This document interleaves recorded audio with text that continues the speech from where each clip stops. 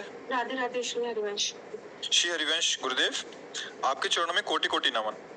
प्रभु, मेरा प्रश्न यह है कि हम प्रभु की भक्ति में आगे बढ़ रहे हैं एवं प्रभु हम पर प्रसन्न है, इसके क्या लक्षण है? विकार कम होने लगते हैं, विकार कम होने लगते हैं। हमारे अंदर जो काम विकार है, क्रोध विकार है, ईर्ष्या है, द्वेष है, विविध प्रकार की मांगे हैं, इनमें एक संतोष आने लगता है, एक शीतलता आने लगती है। स्फुरण होते हैं विकार, पर उतना नहीं जैसा पहले थे। तो समझना चाहिए मेरी भक्ति आगे बढ़ रही। भक्ति का सीधा अर्थ है आंतरिक विकारों में कमजोरी आ जाना। जो दुर्वासना मम सदा परिकर्षयन्ति, दुर्वासना सदा खींचती रहती, अब वो कम होने लगी, जलन कम होती है। जैसे आपने कोई कटु वचन कहा तो कितनी जल्दी हम इसको मिटा देते हैं, ये हमारी भक्ति की प्रवीणता है। अब हम इसको जीवन भर भी रख सकते। ये वही आदमी है जिसने हमको गाली दी थी, हमें याद है 20 वर्ष पहले इसने, अभी 20 वर्ष से वो रखे हुए है। संसारी पुरुष का लक्षण। और 20 सेकेंड के अंतर्गत बड़ी से बड़ी घटना को मिट्टी में मिला दिया विवेक के द्वारा। भगवान का कोई विधान होगा ना, कोई पाप होगा, उसका मोचन करने के लिए भगवान ने किया। नहीं, ये व्यक्ति हमको क्यों ऐसा बोलता, ऐसा व्यवहार क्यों करता, उसके हृदय में भगवान बैठे हैं, मुझे निष्पाप कर खत्म किया। और दोबारा देखेगा तो ये नहीं कहेगा ये वही व्यक्ति। तो हमारी भक्ति का वर्धन हो रहा है। इसके लक्षण व्यवहार में काम क्रोध लोभ आदि जितने द्वंद हैं, जितने विषय, उनका कम होना, और भजन में बार बार स्वाभाविक वृत्ति बढ़ना, ये दो लक्षण होते हैं। विकारों की कमी और प्रभु के नाम जप, प्रभु की लीला कथा वार्ता, ये सब प्रिय लगने लगे। जैसे एक आदमी है,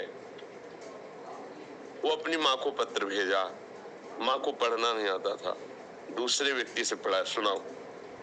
वो पढ़ रहा है, माता जी आपके हम चरण स्पर्श करते हैं, हम बहुत अच्छे हैं, वो पढ़ रहा है, पर माता जी के हृदय में क्या हो रहा है? एक एक शब्द अमृत की तरह जा रहे, क्योंकि मेरे लाला की बात हो रही ना।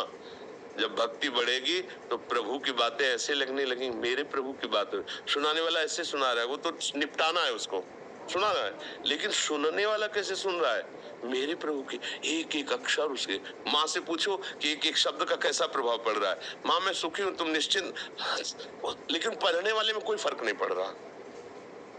जब भक्ति का रंग बढ़ेगा तो पढ़ना और सुनना, प्रभु की सेवा करना, प्रभु का नाम जप करना, आए हुए लोगों से मिलने का व्यवहार, किए हुए अपमान निंदा को सहना, इसमें बड़ी प्रवीणता आ जाती है। तो समझ में आता है हमारी भक्ति का रंग बढ़ रहा है। पर कुछ समय तक विपरीत दिखाई देगा।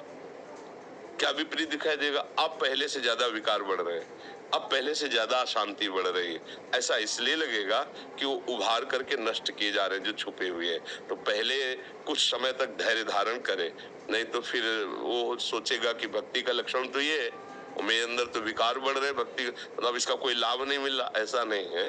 प्रारंभिक दशा भक्ति की ऐसी होती है जो अनर्थ निवृत्ति करती है। तो हमारे मन की वासनाएं पाप जब नष्ट होते हैं तो हृदय में जलन होती है, मन चंचल होता है, क्योंकि वो फंसना नहीं चाहता प्रभु के चरणों में, वो विषयों में भोगना चाहता है। तो कुछ समय तक तो लड़ाई लड़नी पड़ेगी, और संभल के रहो कि कुशंग ना होने पावे।